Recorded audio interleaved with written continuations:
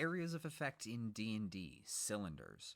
Cylinders are kind of an oddball because they can only be oriented a couple of ways, but in a lot of ways they do work similarly to just circles like Fireball. Cylinders pick their point of origin either at the top or the bottom of the cylinder, and you can orient them upwards or downwards, which really only matters if there's going to be cover. So if you're casting a spell like Flame Strike, you're effectively placing a can, like a soda can or canned food, whatever. Just place that, and the center point at either the top or the bottom is your origin point.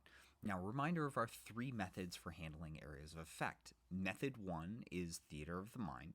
Method 2, miniatures on a grid. Method 3, miniatures on a battle map, no grid. If you're playing Method 1, which is Theater of the Mind, grab your 2014 Dungeon Master's Guide, find the creatures in an area of effect table, and just figure out how many creatures you're going to affect with the cylinder. But keep in mind, a lot of that uses the vertical space in the cylinder, so you may want to use the calculation for spheres instead of cylinders if you're only fighting creatures that are on the ground. If you're playing in Method 3, you're just going to use your template. If everyone's on the ground, you can just use the same template that you use for spheres, which is just a circle, hold it over a point in space, and any creature whose space is at least 50% affected is affected by the area of effect. If you're playing miniatures on a grid, which is Method 2, you start from a grid intersection. So if you're looking top down at your grid, you're going to pick a grid intersection, figure out how high up you want your cylinder to be, and that might matter if you have flying creatures. Decide oriented up or down, and then just effectively treat it like a circle.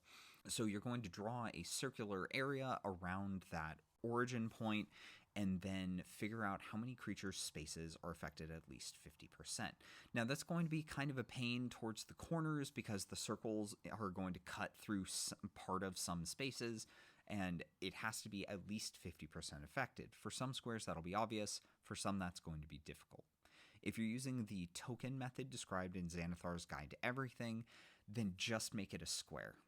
Just for simplicity's sake, don't deal with circles, just make all of your circles square. That effectively makes your cylinder into like a vertical rectangle. And I mean, that does break verisimilitude a little bit, but it really does just make the game so much easier to play.